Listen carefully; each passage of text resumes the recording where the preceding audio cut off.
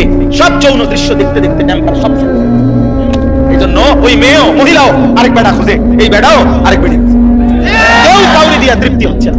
তাহলে এক এক দিনে বাংলাদেশের চারিদিকে দেখো দেখো কি আর খবর নাও, তোমরা খবর নাও। তোমার কাছে না থাকলে আমার জানাও, আমি জানা তোমার কাছে খবর পাঠাবো। আমি একসাথে করে দেবো তোমার, এক সপ্তাহের রিপোর্ট, এক মাসের রিপোর্ট। পস্তাইতে হবে, আফসোস করতে হবে। বয়স্ক বাবারা আপনাদেরকে বলছি, আপনারা যাদের ছেলে নামাজ পড়ে না, সারা দিন রাত মোবাইল টিভি দেখে, খোদার কসম আপনারা এর খেসারত দিয়া, এই লজ্জা এবং বেইজ্জতি হইয়া এরপরে আপনারা চলে যেতে হবে। কবরে যাবার আগেই দেখে যাবেন আপনার ফ্যামিলির মধ্যে আল্লাহ শূন্য, আখিরাত শূন্য। এই হতাশার দুর্ভাগ্য নিয়ে কপালে তারপরে যাই। হিম্মত থাকলে আজ ভেঙে ফেলেন। 14 বছরের ছেলের মোবাইল ভাঙা ফেলেন, তার সাথে যুদ্ধ করেন। আমার ঘরে মুসলমানের বাচ্চা, তুই আমার সন্তান মুসলমানের বাচ্চা, যদি ঘুমাইতে হয় ফজরের নামাজ পড়তে হবে, নয়তো তোর মতো নাফরমান গলা ধাক্কা দিয়ে বাইর করে দেন বেটা। যা নাফরমান বেটা, বাইর হ বেটা। তুই আলাদা যা বেটা, তুই আলাদা কামাই। তোর মতো বেঈমান আমি খাওয়াইতে হবে কেন? তুই তো আল্লাহর দুশমন।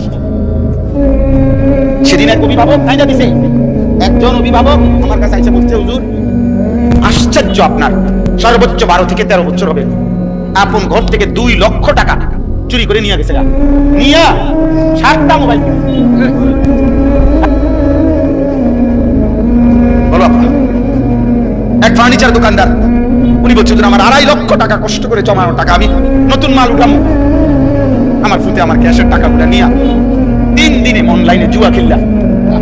আমিও এখন কাঁদি, আমার ফুটেও কাঁদে। আমার জীবনের হুজুর আর কিছু নাই, পুঁজি নাই। আমি 2.5 লাখ টাকা, একটা গরিব মানুষের 2.5 লাখ টাকার পুঁজি ছোটখাটো বিষয় না।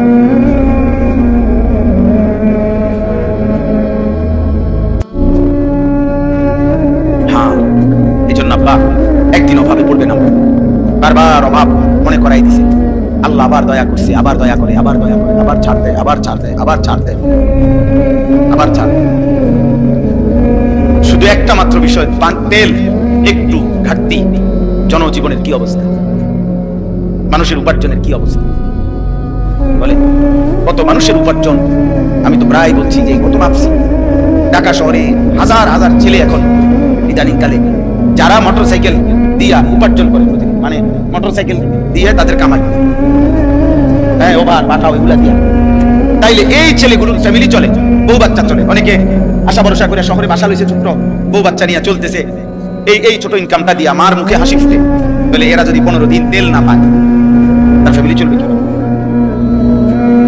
আর আমাদের ছেলে পেলেদের চেহারা দেখলে বোঝা যায় অসভ্য, এমন অসভ্য যে পৃথিবী